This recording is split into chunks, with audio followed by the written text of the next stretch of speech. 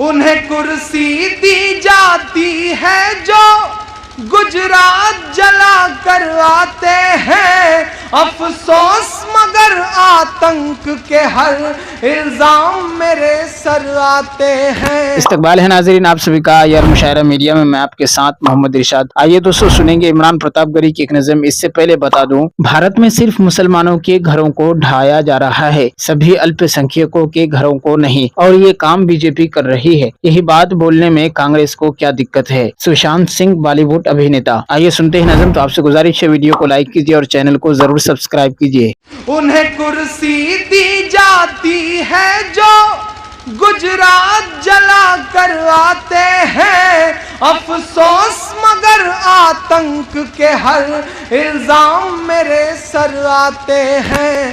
باپو کا قاتل کون ہے؟ آخری بند سنیے گا کہ یہ تاج محل، یہ لال قلعہ، یہ جتنی بھی تعمیریں ہیں۔ غالب چچا نے بہت اچھی نظم پڑھی تاج محل پر، میں اس کا ایک دوسرا پہلو گناتا ہوں۔ یہ تاج محل، یہ لال قلعہ، یہ جتنی بھی تعمیریں ہیں، جن پر اتراتے پھرتے ہو سب پرخوں کی جاگیریں ہیں، جن پر اتراتے پھرتے ہو سب پرخوں کی جاگیریں ہیں۔ جب مانگا وطن نے خون، بدن کا سارا لہو نچوڑ دیا۔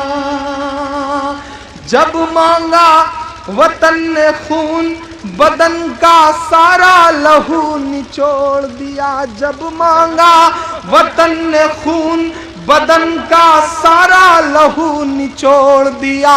افسوس مگر تاریخ نے یہ کس موڑ پہ لا کر چھوڑ دیا۔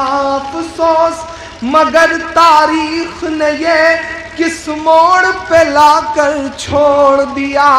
ان کے حصے میں قلعے میرے، ان کے حصے میں قلعے میرے حصے میں چھپر آتے ہیں، افسوس مگر آتنک کے ہر الزام میرے سر آتے ہیں۔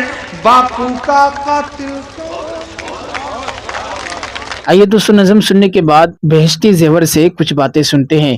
رسول اللہ صلی اللہ علیہ وسلم کی حدیثوں سے بعض نیک کاموں کے ثواب کا اور بری باتوں کے عذاب کا بیان، تاکہ نیک کاموں کی رغبت اور برائیوں سے نفرت ہو۔ نیت خالص رکھنا۔ ایک شخص نے پکار کر پوچھا، یا رسول اللہ صلی اللہ علیہ وسلم، ایمان کیا چیز ہے؟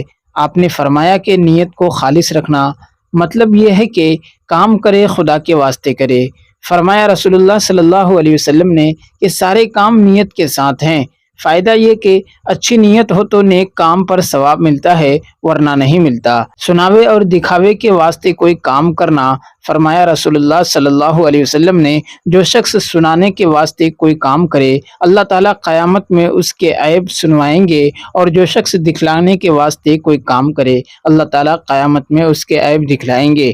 اور فرمایا ہے رسول اللہ صلی اللہ علیہ وسلم نے، تھوڑا سا دکھلاوا ابھی ایک طرح کا شرک ہے۔ قرآن و حدیث کے حکم پر چلنا۔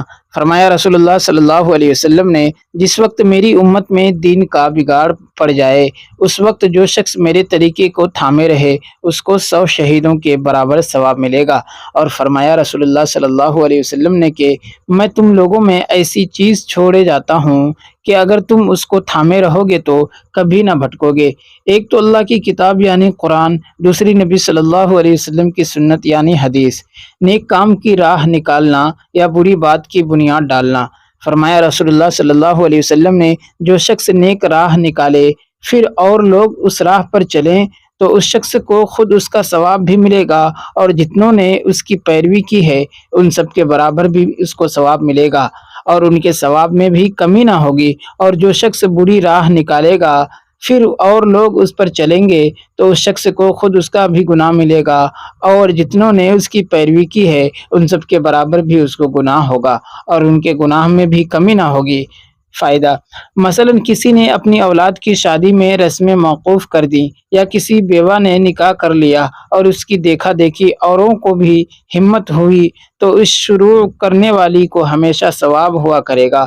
دین کا علم ڈھونڈنا، فرمایا رسول اللہ صلی اللہ علیہ وسلم نے جس شخص کے ساتھ اللہ تعالیٰ بھلائی کرنا چاہتے ہیں اس کو دین کی سمجھ دیتے ہیں، یعنی مسائل کی تلاش اور شوق اس کو ہو جاتا ہے۔ دین کا مسئلہ چھپانا، فرمایا رسول اللہ صلی اللہ علیہ وسلم نے جس سے کوئی دین کی بات پوچھی جائے اور وہ اس کو چھپا لے تو قیامت کے دن اس کو آگ کی لگام پہنائی جائے گی۔ فائدہ، اگر تم سے کوئی مسئلہ پوچھا کرے اور تم کو خوب یاد ہو تو سستی اور انکار مت کیا کرو، اچھی طرح سمجھا دیا کرو۔ مسئلہ جان کر عمل نہ کرنا، فرمایا رسول اللہ صلی اللہ علیہ وسلم نے جس قدر علم ہوتا ہے وہ علم والے پر وبال ہوتا ہے بجز اس شخص کے جو اس کے موافق عمل کرے۔ دیکھو، کبھی برادری کے خیال سے یا نفس کی پیروی سے مسئلے کے خلاف نہ کرنا، پیشاب سے احتیاط نہ کرنا، فرمایا رسول اللہ صلی اللہ علیہ وسلم نے پیشاب سے خوب احتیاط رکھا کرو کیونکہ اکثر قبر کا عذاب اسی سے ہوتا ہے۔ وضو اور غسل میں خوب خیال سے پانی پہنچانا، فرمایا رسول اللہ صلی اللہ علیہ وسلم نے جن حالتوں میں نفس کو ناگوار ہو ایسی حالت میں اچھی طرح وضو کرنے سے گناہ دھل جاتے ہیں۔ ناگواری کبھی سستی سے ہوتی ہے، کبھی سردی سے۔ مسواک کرنا، فرمایا رسول اللہ صلی اللہ علیہ وسلم نے 2 رکعتیں مسواک کر کے پڑھنا ان 70 رکعتوں سے افضل ہے جو بے مسواک کیے پڑھی ہوں۔ دوستو، ویڈیو کے آخر میں آپ سے گزارش ہے اگر ویڈیو پسند آئی ہو تو لائک کیجیے اور چینل میں پہلی بار وزٹ کیے ہیں تو سبسکرائب کر کے بیل آئیکن کو پریس کر دیں۔